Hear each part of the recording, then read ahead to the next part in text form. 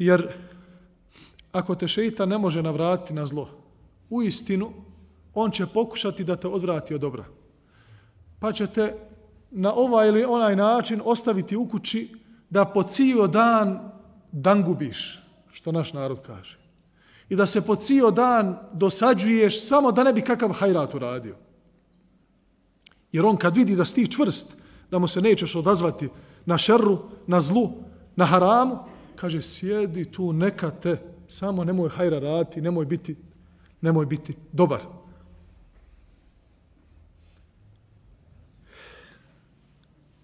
I u svemu tome ima jedna druga krajnost. Onoga trenutka kada ti spoznaš u kakvom si gafletu i nemaru bio, onda nastupa drugi način šeitanskog djelovanja na čovjeka. A to je da te počne onda da zapaljuje da ideš punom parom kojom ne možeš izdržati. Pa ti kaže, a ti već shvatio da su tebe dobri vozovi prošli i da je dosta vakta prošlo i možda tvoji vršnjaci su postigli ono što ti nisi, jer si sjedio kući, a oni su marljivi bili u bilo kojem polju koje je pozitivno. Onda ti on dođe i kaže, upri sada samo da te razočara u ono što ti ne možeš postići.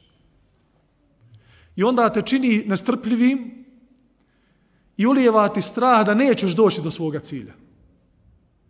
Pa kaže, kako ćeš ti početi sa hifsom Kur'ana u 40. godini?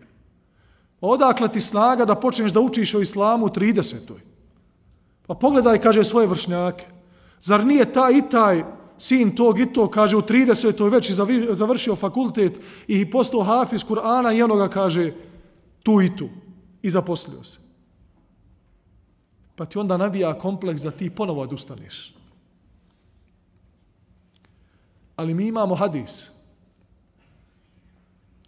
sa kojim se borimo protiv ove vesvese koju šeitan, onome ko je shvatio da propušta i probudio se i dolazimo sa tom vesvesom i tim načinom prilaska šeitanskog, imamo hadisa kojim odgovaramo i sa kojim se borimo protiv toga, a to je hadis od Ebu Hafse, Emirul Mu'minin, Umar radijallahu anhu, أنه قال سمعت رسول الله صلى الله عليه وسلم يقول إنما الأعمال بالنيات. Od Omara radijallahu anhu, Emirul Mu'minin, drugog halife muslimana, se prenosi da je čuo Allahov poslanika sallallahu alejhi ve selleme kako kaže: uistinu se djela cijene i vrednjuju prema namjerama. Wa innama likulli imri'in ma nawa. I svakom čovjeku pripada upravo ono što namjeruje i što namjera. Tako da, Allahov robe, ako si zanijetio i ako si svoju grešku shvatio i želiš da je ispraviš i da kreneš onim putem koji je već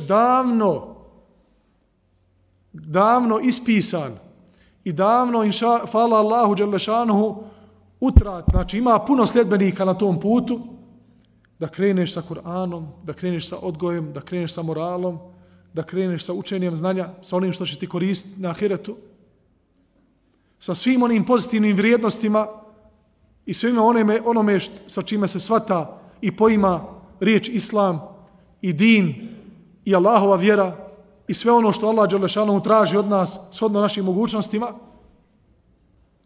Znaj da ako na tom putu te nešto spriječi, a ti si krenuo tim putem, pa na tom putu preseliš, znaj da te potpuna nagrada čeka kod Allaha dželle šanuhu.